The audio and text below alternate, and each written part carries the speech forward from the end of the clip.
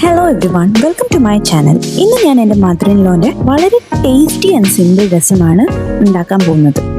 So അതിനുള്ള ingredients: കുറച്ച് മല്ലിയില, ഒരു 3 തക്കാളി, ഒരു 10-12 വെളുത്തുള്ളി, 1 ടീസ്പൂൺ കുരുമുളക്, ഒരു നെല്ലിക്ക സൈസ് പുളി, കുറച്ച് കായം, 1 ടീസ്പൂൺ ജീരകം, പിന്നെ 1.5 ടേബിൾ സ്പൂൺ പച്ചമല്ലി. ബാക്കി ഇൻഗ്രീഡിയൻസ് ഞാൻ വഴിയേ പറഞ്ഞുതരാം. സോ നമുക്ക് നേരെ പ്രിപ്പറേഷനിലേക്ക് കിടക്കാം.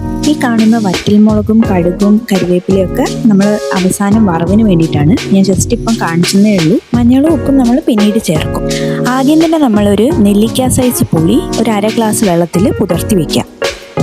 എന്നിട്ട് നമ്മളൊരു പാത്രത്തിലേക്ക് 3 തക്കാളി ചെറുതാക്കി മുറിച്ചിട്ടിട്ട് അതിലേക്ക് കുറച്ച് കായം, 1/2 ടീസ്പൂൺ മഞ്ഞൾപ്പൊടി, ഉപ്പ് ആവശ്യത്തിന്, പിന്നെ നല്ലോണം അത് കൈകൊണ്ട് ഞെരക അല്ലെ ഉടയ്ക്കുക. എന്നാലേ നമുക്ക് ആ ഫ്ലേവർ നല്ലോണം കിട്ടുള്ളൂ. എന്നിട്ട് നല്ലോണം അത് ഉടച്ച ശേഷം നമ്മൾ അതിലോട്ട് നേരത്തെ കുതിർത്തി വെച്ച് പുളിവെള്ളം ഒഴിക്കുക. എന്നിട്ട് അതിൻ്റെ കൂടെ നമ്മൾ കുറച്ച് വെള്ളം ഒഴിക്കുക. നമുക്ക് ആവശ്യത്തിനുള്ള വെള്ളം, രസത്തിന് എത്രയാണ് വേണ്ടത് അതനുസരിച്ച് ഇടുക. ഞാനിവിടെ ഒരു 6 ഗ്ലാസ് വെള്ളമാണ് ഒഴിച്ചത്. എന്നിട്ട് നല്ലോണം ഇളക്കി മാറ്റി വയ്ക്കുക. അടുത്തതായിട്ട് നമ്മൾ മിക്സി ജാറിലേക്ക് നേരത്തെ മാറ്റി വെച്ച ജീരകം, മല്ലിയും കുരുമുളകും എല്ലാം കൂടി മിക്സ് ചെയ്ത് ചെറുതായിട്ട് ക്രഷ് ചെയ്താൽ മതി. ഇതുപോലെ അതിലോട്ട് പിന്നെ വെളുത്തുള്ളി ഇട്ട് ഒന്നും കൂടി ക്രഷ് ചെയ്യാം. എന്നിട്ട് ഇത് നമ്മൾ നേരത്തെ മാറ്റി വെച്ച് രസത്തിൻ്റെ കൂട്ടിലേക്ക് ഇട്ടിട്ട് നല്ലോണം ഇളക്കി കൊടുക്കാം.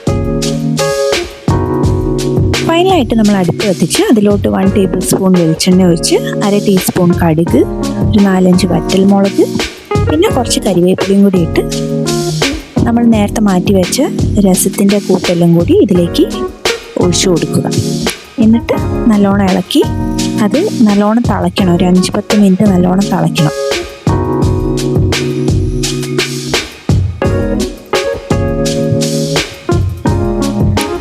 അതിന് ശേഷം നമുക്ക് വേണമെങ്കിൽ ഇതിലോട്ട് ഒരു ചെറിയ പീസ് ജാഗരി ശർക്കര ഇട്ട് കൊടുക്കുക. എന്നാൽ നമുക്ക് അതിൻ്റെ ഒരു പുളി കൂടുതലൊക്കെ ഉണ്ടെങ്കിൽ അത് ബാലൻസ് ആയിക്കോളും. പിന്നെ ഒരു ചെറിയ മധുരം നല്ല ടേസ്റ്റ് ആയിരിക്കും രസത്തിന്.